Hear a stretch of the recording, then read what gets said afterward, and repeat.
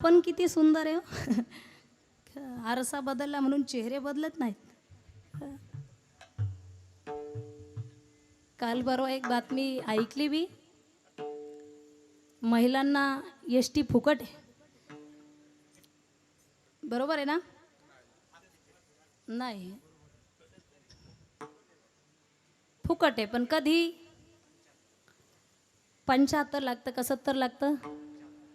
कॅमेरे आहेत बरं का आपल्या समोर. 75 लागतं ना. आता एका एसटी मध्ये 2 महिला चढल्या. प्रवास होता पुणे ते नाशिक. अलीकडे मी म्हटलं महिलांची गर्दी एसटी मध्ये वाढत जाते. चमत्कार असा आहे, फुकट आहे. फुकट आहे. तीर्थक्षेत्रामध्ये गर्दी वाढली. ज्या आजीबाईने कधीच आळंदीचं तोंड पाहिलं नाही, त्या तोंड दाखवायला आल्या फुकट प्रवास झाल्यानंतर. अशा दोघी जणी त्या एसटी मध्ये बसमध्ये चढल्या आणि चढल्याच्या नंतर कंडक्टर म्हटले तिकीट. वजनात आधार कार्ड काढलं. कंडक्टरनी चेहऱ्यावर पाहिलं तर चेहरे तरुण होते. आधार कार्ड पाहिलं म्हातारं होतं. त्याच्यावर MH 75 होतं. ह्या पुढं गेल्या तर भरलेली सगळी एसटी, जागा नाही बसायला, एकच सीट. यांची संगीत खुर्ची सुरू झाली. अर्ध्या खुर्चीमध्ये ही बसायला गेली तर ही इकडं लुंडकायची, खाली पडायची. कारण बसणारी एवढी मजबूत होती. 4-5 सुना माहेरी वाटा लावून हिने एकटीनेच दूध खाल्लं होतं. शासनाचं शीट सुद्धा तिला कमी पडायला लागलं. असं करता करता ती म्हटली माझं सीट आहे. संगीत खुर्ची सुरू झाली. माझं सीट आहे. दुसरी म्हटली माझं आहे. ती म्हटली नाही माझं आहे, मी अगोदर आले. ती म्हटली नाही मी अगोदर आले. दोघीचं भांडण, बोलाबोली, बाचाबाची चालू होती. भांडण पुढच्या स्टेपला जाऊ लागलं. पुढची स्टेप कोणती असती महिला मंडळ? धराधरी, कुटाकुटी, टाकाटाकी. आणि ती स्टेप सुरू झाली. कंडक्टरच्या लक्षात आलं ही स्टेप जर इथं एसटी मध्ये झाली तर बाकीचे प्रवासी सुद्धा फटकवले जातील. कंडक्टरने आयडिया केली, मावशी कोण अगोदर आलं? दोघी म्हटल्या मी आले, मी आले.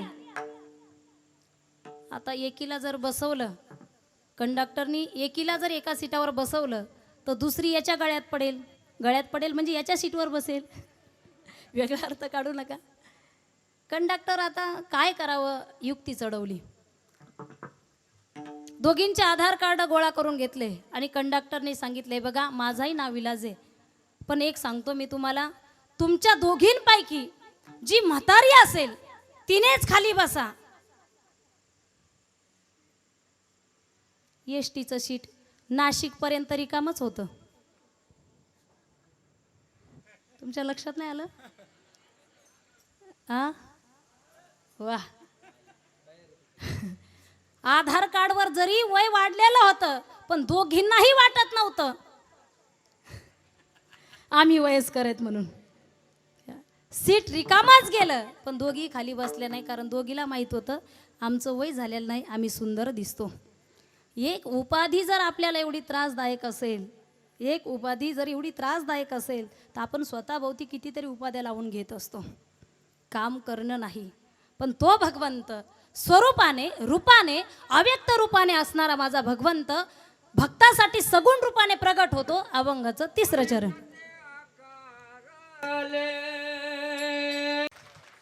या वयात तुम्हाला टच दिली, तुमच्या वयात त्यांचं कसं असेल? त्यांची गृहिणी सोडून त्यांना कुणीच टच देऊ शकत नाही.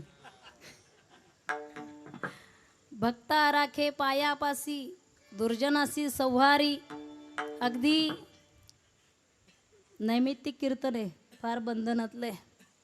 जवळ आपल्या हृदयस्थानी ठेवून दुर्जनाचा संहार केला. कधी केला? चला सत्ययुगामध्ये, कृतयुगामध्ये हिरण्यकशिपू नावाचा राक्षस साधू संतांना, ब्राह्मणांना त्रास देऊ लागला. स्वतःचा मुलगा भक्त प्रल्हाद जो देवाचं भजन करत होता तर त्या हिरण्यकशिपूने अशी मीटिंग भरवली आणि मीटिंगमध्ये सांगू लागला, ए त्या देवाचं कुणीच भजन करायचं नाही. मग कुणाचं करायचं? म्हटलं माझं करायचं. मी हिरण्यकशिपू की म्हटलं की तुम्ही सगळे माझा जय जयकार करायचा, देवाचा करायचा नाही.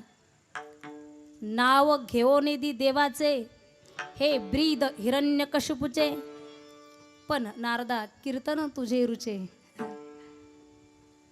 तो हिरण्यकशिपू देवाचं नाव घेऊ देत नव्हता, पण काय करावं, त्याचं दुर्दैव असं त्या दृष्टाचं की त्याचाच मुलगा भक्त प्रल्हाद देवाचं भजन करायचा. याला पक्ष आवडत नाही, पण काय करावं, मुलगा ऐकत नाही. मुलगा देवाचं भजन करतोय, मग मुलाला सुद्धा कडेलोट केलं, हत्तीच्या पायाखाली दिलं, भजासारखं तेलात सोडलं. तो मरायला तयार नाही. एकदा मीटिंगमध्ये सांगत होता तेव्हा भक्त प्रल्हादाला कडेलोट केलं, निघून आला राजवाड्यामध्ये. लोकांना भाषण देत होता, देवाचं नाव घेऊ नका. पण तेव्हा भगवंताचं कुणीतरी नामचिंतन करतंय असा गोड मधुर आवाज आला.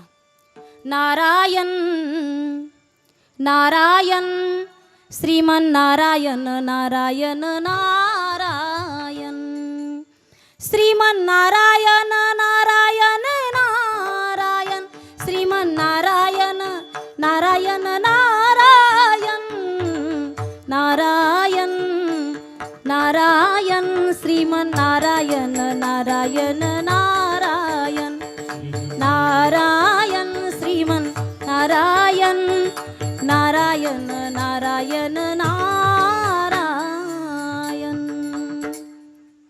आवाज आला, देवाचं नामचिंतन कोणीतरी करतंय. तो म्हटलं कोण करतंय? लोक म्हटले आम्ही नाही. म्हटले तुमचाच मुलगा आहे, आम्ही कशाला मारायला करू. म्हटलं लोक म्हटले तुमचाच मुलगा आहे. तो म्हटलं त्याला आत्ताच मारलं होतं ना, तो मेला नाही का? भक्त प्रल्हादाला विचारलं तू मेला नाहीस का? स्मित हास्य करून प्रल्हाद म्हटले, बाबा खरं सांगू मी तुम्हाला, जो तुम्हाला मला मारायचं सांगतो ना तोच मला वाचवतो. भक्ता राखे. आणि त्या दुर्जनाचा संहार करण्यासाठी कुठे असेल तुझा देव, कुठे असेल, या खांबात असेल का? विठ्ठल जळीस्थळी भरला. ह्या दृष्टाने लात मारली. सत्ययुगामध्ये नरसिंह भगवंताचा अवतार धारण करून त्या दृष्टाचा नाश करून टाकला. भक्ताला जवळ घेतात. मी सांगेल तुम्हाला, देवाकडून घेण्यासारखा गुण आहे. कुणाला जवळ घ्यावं घेण्यासारखा गुण आहे की नाही? कुणाला जवळ घ्यावं, कुणाला बाजूला लांब ठेवावं, हे घेण्यासारखे गुण आहेत. नाही तर आपण आशाला जवळ ठेवतो, काही दिवसाने तो आपल्याला पोखरून मोकळा करून टाकतो. कुणाला जवळ ठेवावं, काय बोलावं हे सुद्धा माणसाला कळालं पाहिजे. निर्गुण असणारा भगवंत भक्तासाठी सगुण झाला. अरे किती सुंदर आहे माझा भगवंत. आपण सुद्धा उपाधी लावून घेतो स्वतःला की मी सुंदर आहे. ज्याने एवढे चराचर सुंदर बनवले तो ईश्वर किती सुंदर असेल. सावली सूरत पे मोहन दिल दीवाना हो गया, दिल दीवाना हो गया मेरा, दिल दीवाना हो गया. सावली सूरत पे मोहन दिल दीवाना हो गया. किती सुंदर आहे देव. एक तो तेरे होठ पतले, दूसरा लाली लगी. एक तो तेरे होठ पतले, दूसरा लाली लगी. तीसरा तीसरा तेरा मुस्कुराना, दिल दीवाना हो गया. एक तो तेरे नैन कजरे, दूसरा काजल लगा. तीसरा तीसरा नजरे मिलाना, दिल दीवाना हो गया. सगुण आहे, सगुण झाला देवासाठी. त्या भगवंताचं जर एकदा वेळ लागलं ना महाराज, चांगल्या चांगल्याला सुटत नाही. देवा तेरे मुरलियों ने है बेचैन दिल को किया. मैंने तो अपना सब कुछ कान्हा जा तेरे नाम कर दिया मैंने तो अपना सब कुछ कान्हा, जा तेरे नाम कर दिया तेरे मुरलियों ने है बेचैन दिल को किया. अव्यक्त ते आकारले, रूपा आले गुणवंत. जसं की अव्यक्त निराकार नाही जे आकार नसलेला भगवंत भक्तासाठी सगुण झाला. देव जर भक्तासाठी सगुण होत असेल, आपली सेवा करत असेल, तर आपलाही धर्म आहे. आपणही कशाची तरी सेवा केली पाहिजे. आपणही धर्माची सेवा केली पाहिजे. आपणही देशाची सेवा केली पाहिजे. धर्मासाठी बलिदान देणारे माझे संभाजी महाराज. देव देश पर मिटने वाला शेर शिवा का छावा था. देव देश पर मिटने वाला शेर शिवा का छावा था. महापराक्रमी परम प्रतापी एक ही शंभू राजा था. एक ही शंभू राजा था. कधीतरी माझ्या शंभू राजांचं बलिदान आपल्या डोळ्यासमोर असावं. अब की चिंता मत कर चेहरे का खोल बदल देंगे. अब की चिंता मत कर चेहरे का खोल बदल देंगे. इतिहास की क्या हस्ती है पूरा भूगोल बदल देंगे. मला वाटतंय भारत देशातील प्रत्येक तरुणाने तत्पर असायला पाहिजे. आपला काही सामान्य देशामध्ये जन्म झाला नाही. जहाँ डाल डाल पर सोने की चिड़िया करती है बसेरा. ओ भारत देश है मेरा, ओ भारत देश है मेरा, ओ भारत देश है मेरा, ओ भारत देश है मेरा. ओ भारत देश है मेरा, ओ भारत देश है मेरा, ओ भारत देश है मेरा. ओ भारत देश है मेरा. देशासाठी कधीतरी लढून पहा. या देशासाठी कधीतरी समाजासाठी जगून पहा. तो आनंद तुमच्या आयुष्यामध्ये जो सुख देणारा समाधान देणार आहे तो आनंद मला वाटतं जगात कशानेच मिळत नाही. असंख्य जवान जसं भगवंत चक्र गदा हाताशी धरून दुर्जनाचा संहार करतो त्याचप्रमाणे माझ्या भारत देशातील जवान अहोरात्र त्या सीमेवरती लढत असतात याचा मला सार्थ अभिमान आहे. ओ भारत देश है मेरा, ओ भारत देश है मेरा, ओ भारत देश है मेरा, ओ भारत देश है मेरा.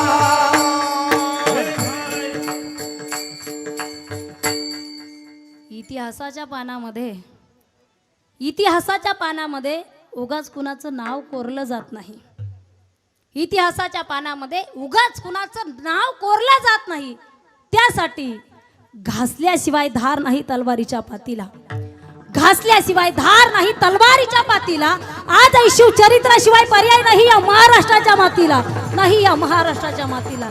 जगून पहा तुम्ही देशासाठी. आनंद वाटतो. आमच्यासारखे जर कधी लढणारे समोर आले तर लोक म्हणतील तुमचं कसं होईल. अरे आमचं रक्षण देव करतो. तुकोबरायचं प्रमाण आहे. देव सखा जरी अवघे विश्व कृपा करी. देवच आपलासा करून घ्या रक्षण करतो देव. नाही तर मग देव झाला मागे मोरा नसते विघ्न. जो देवालाच मानत नाही जो संतालाच मानत नाही नसते विघ्न. येते घरान बसा घरात. मग विढल विढल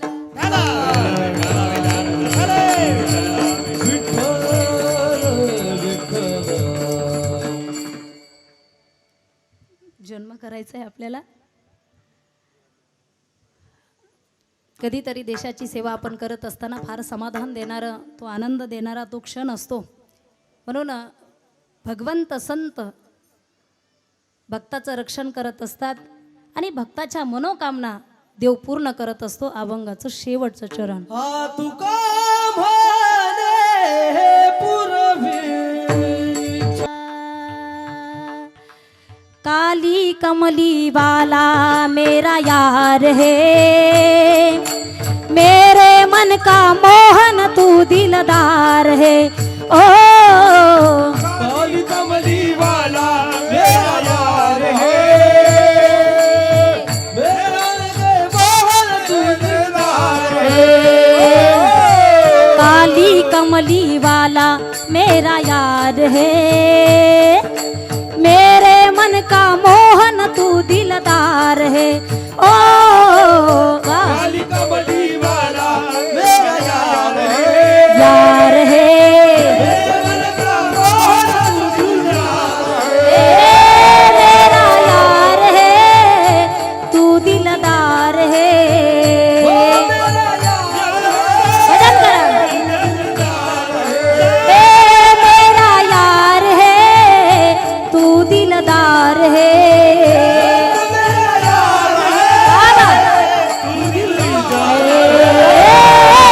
काली कमली वाला मेरा यार है, मेरे मन का मोहन तू दिलदार है।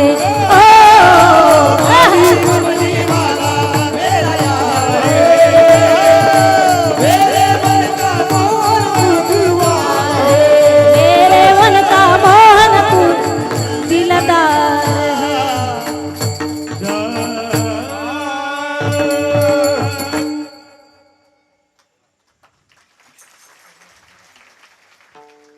सगळ्यात मोठी मजा कशात आहे माहिती आहे तुम्हाला?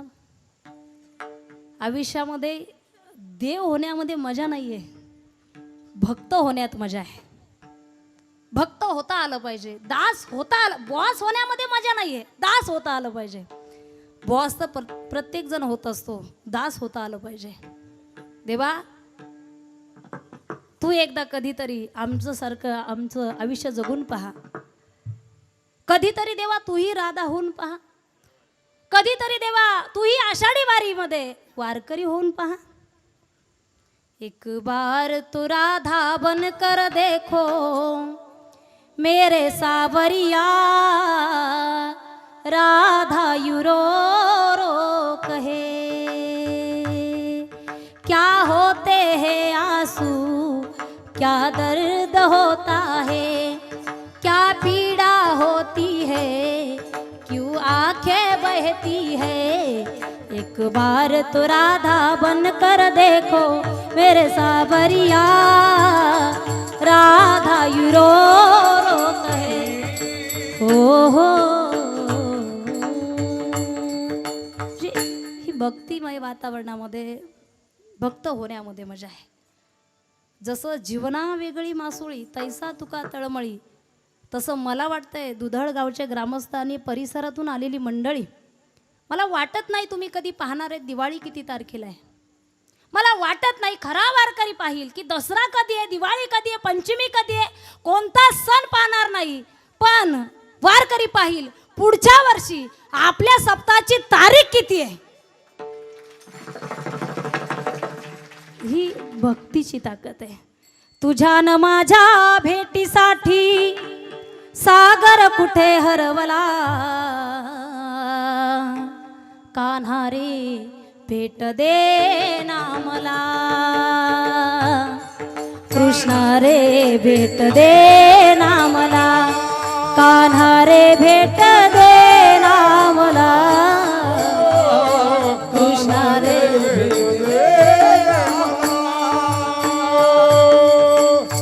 आमची अवस्था अशी आहे, वाट तुझी पाहताना नैन माझे सिनले, कोठे गेला माझा कान्हा विपरीत घडले. किती किती मी शोधू याला जीव हा माझा दमला, किती किती मी वाट पाहू कुठे दिसे ना मला. भेट दे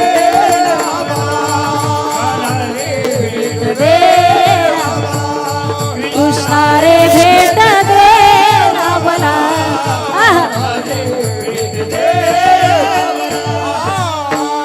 भेट दे ना मला. ही अवस्था त्या वारकऱ्याच्या आणि भक्ताची होत असते महाराज.